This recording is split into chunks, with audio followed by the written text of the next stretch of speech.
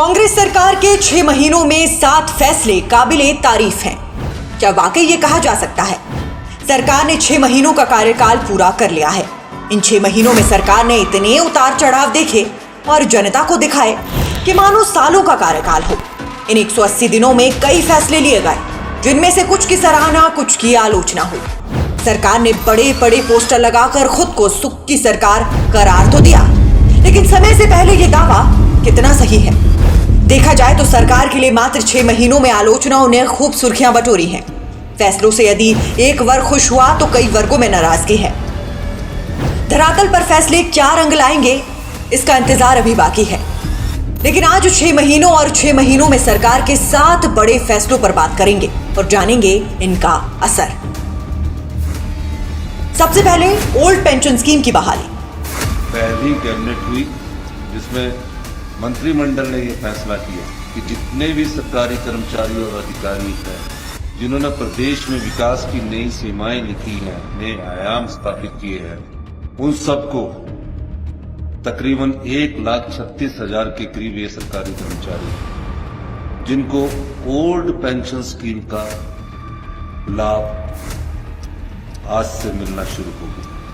सुक्खू सरकार ने पहली ही कैबिनेट मीटिंग में ओल्ड पेंशन स्कीम को बहाल कर 1,36,000 कर्मचारियों को बड़ा तोहफा दिया। इस निर्णय से 2003 के बाद भर्ती कर्मचारियों को पुरानी पेंशन मिलेगी। ओपीएस के लिए सरकार ने एसओपी भी तैयार कर दी। अप्रैल महीने से एनपीएस में स्टेट और कर्मचारियों का शेयर भी बंद कर दिया गया। इससे कर्मचारी गदगद हैं, लेकिन अभी तक स्टैंडर्ड प्रोसीजर के बारे में कर्मचारी खुलकर नहीं जानते। केंद्र एनपीएस का पैसा वापस करे, ऐसी भी कोई स्थिति नहीं बन रही। अब ओपीएस से यदि कर्मचारी खुश मान भी लिए जाएं तो सैलरी में देरी खुशी में खलल है। दूसरा बड़ा फैसला, सुखाश्रय कोष की घोषणा।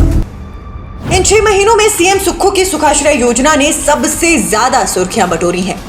योजना के तहत अनाथ बच्चों के पालन पोषण, पढ़ाई और दूसरी जरूरतों को पूरा करने, निराश्रित महिलाओं और बुजुर्गों की देखभाल आदि का प्रावधान किया गया है। बड़ी बात यह है कि इस योजना को लागू करने के लिए कानून बनाया गया। शुरुआत में इसकी खूब चर्चा थी। जब तमाम गारंटियों पर जनता जवाब चाहती थी, तब इस सुखाश्रय कोष को सामने लेकर सरकार ने सभी के सब्र को बांध दिया। सरकार को खूब सहानुभूति भी मिली। तीसरा बड़ा फैसला, प्रदेश को ग्रीन हिमाचल बनाने का। सुक्खू सरकार ने साल 2026 तक हिमाचल को ग्रीन स्टेट बनाने का लक्ष्य रखा है। इसके लिए प्रदेश में ईंधन से चलने वाले वाहनों को इलेक्ट्रिकल व्हीकल में बदला जा रहा है। सीएम ने ई बस, ई ट्रक की खरीद पर 50 लाख तक और ई टैक्सी की खरीद पर 50% सब्सिडी देने का ऐलान किया है। एचआरटीसी की बसों समेत विभिन्न विभागों की गाड़ियां बदलनी शुरू कर दी गई हैं। सरकार ने बसें बदलने की कवायद तेज की है, लेकिन जब तक सभी बसें नहीं बदली जाती, क्या तब तक यूं ही आए दिन हादसे का शिकार हो रही एचआरटीसी की बसों में लोग सफर करेंगे? और यदि ऐसी बसों में लोग सफर करें तो खुद को सुरक्षित महसूस कैसे करेंगे? न ही परिवहन विभाग में कर्मचारियों में खुशी का माहौल है। चौथा बड़ा फैसला, महिलाओं को हर महीने 1,500 रुपए का तोहफा। चुनावी घोषणा पत्र में कांग्रेस ने महिलाओं को हर महीने 1,500 रुपए देने की घोषणा की थी। मुख्यमंत्री ने अपने बजट भाषण में पहले चरण में 60 साल से अधिक आयु की 2,31,000 महिलाओं को 1,500 रुपए देने का ऐलान कर दिया। लेकिन असल में 1,500 पर सरकार अपनी स्थिति खुद नहीं जानती। मुख्यमंत्री और मंत्रियों की बयानबाजी में कोई तालमेल नहीं। मंत्री चंद्र कुमार पैसे मिलने की बात कहते हैं तो मुख्यमंत्री 2 से 2.5 साल के इंतजार की बात कहते हैं।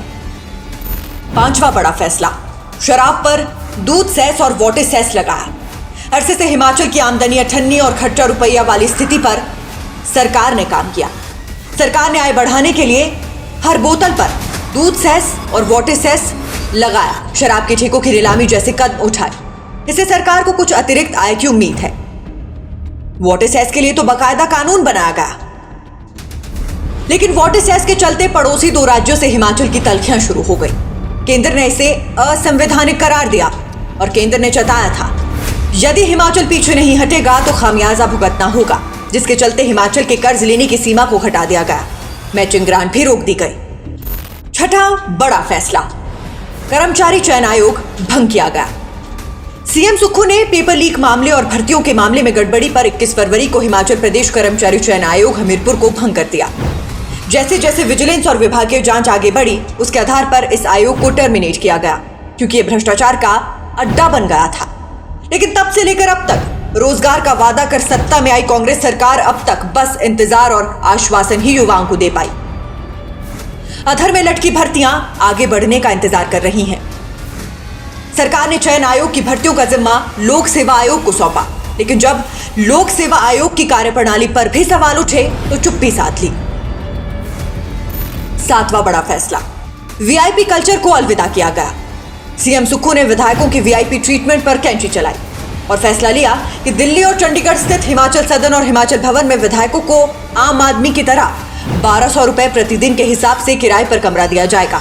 इसी तरह सुक्खू सरकार ने डिपोओं में मिलने वाले खाद्य तेल को 37 रुपए लीटर सस्ता किया। इस निर्णय की वजह से लगभग 20 लाख राशन कार्ड धारकों को जुलाई महीने से 147 के बजाय 107 रुपए प्रति लीटर में तेल मिलेगा।